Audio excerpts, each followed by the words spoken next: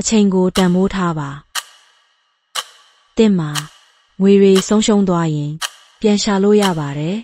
ဒါပေမဲ့တရွေ့ရွေ့ကုန်ဆုံးသွားတဲ့အချိန်ကတော့ဘယ်တော့မှပြန်မရနိုင်တော့ပါဘူးကျွန်တော်တို့အားလုံးဟာ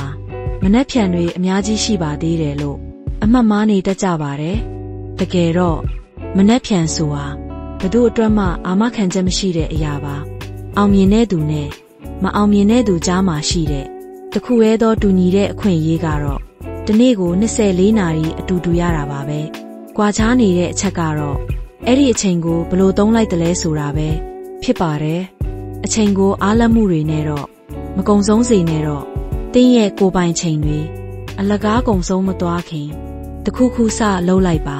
အခုချိန်ဟာတင်းအတွက်စတင်ဖို့အကောင်းဆုံးအချိန်ပါပဲ။